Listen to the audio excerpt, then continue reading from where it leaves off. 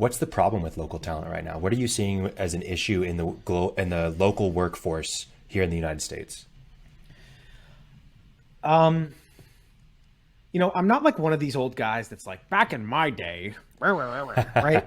I think the fact is though, is that kind of entry level white collar, I'd call it, right, is a very difficult pool to, especially like post COVID and stuff like that.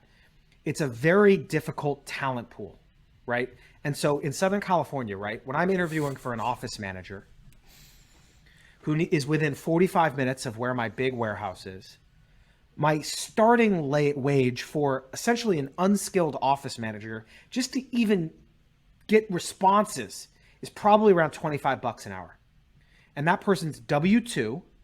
And so that means with all my, contributions and taxes and all that crap, it's really about 25% more than that. Right. And that's to get somebody who really doesn't even want this job. They're just like, it's a transitionary role for them. They're like, $25 an hour. How can I survive in Southern California on that? And just because of the cost of living and, and taxes, I don't blame them either, by the way. They're like, I really need to be closer to $30 an hour. And I'm like, awesome. But for me to run this business, either I can jack the shit out of my prices to the customers, or I can find somebody who's $7 an hour, who's remote, who's happy to be here, who will work with me for freaking years and years and years and isn't desperate to be a YouTuber. Yeah. And more than happy. It's not just happy. It's like ecstatic to work with you. I'll show you I can show you an email. It was, hey, just want to thank you so much. I'm finally able to accomplish my dream, which is to buy a car. This job has changed my life.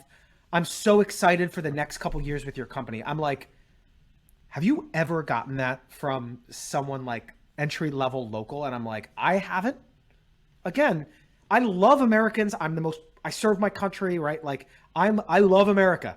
But as a business owner and as a capitalist, when I look at substance abuse, tough to deal with, tough to find, super expensive local person, or happy to be here, stick around for years, remote, I'm like, Yeah, it's almost a no-brainer. Honestly, I think there's nothing more American than the mentality that the global overseas talent has, because you look at what really built America in the 1900s, and it's the American dream, and it's people, and it's still being built by people with the American dream, quite frankly, that are coming here and immigrating here and see that there's so much less friction in their life, that they've got, a home country that just buried them underneath a lot of difficult challenges, and there was no ways to rise to the top. And so they come here and they rise to the top, and now they can do it without actually having to move here. And I think it's brilliant. And to be able to work with somebody who's excited to be there, who supports you, who wants to learn and get better, and is humble and is thirsty and is like, it's we're a nation of immigrants, and this kind of immigrant mentality is wonderful. And I'll tell you like a crazy story that just like, I was working with a dentist and he was in like Ohio or something, right? And he had this long-term accounts receivable person who'd worked with him for 15 years, right? And he walked by one day and said, hey, where's that payment for the person who just got the crown molding? And his accounts receivable person said, you make enough money. So she didn't bill him. And he was just like, it's like, what? And like, but he was like, he felt like he was handcuffed because he's like, I don't have anybody else who I can hire. It's so hard to find people that are, and I'm like, Habibi, I can help you. Yallah. Habibi. So, it's, again, this is not like an anti-American tirade. This is a pro-capitalism tirade, which is just like the way that global manufacturing revolutionized commerce and brought prices down and all that stuff. It's going to be the same thing with knowledge work, white collar work, global white collar work. Especially with ChatGPT, I'll give you an example, and I could show. I was literally having this conversation today.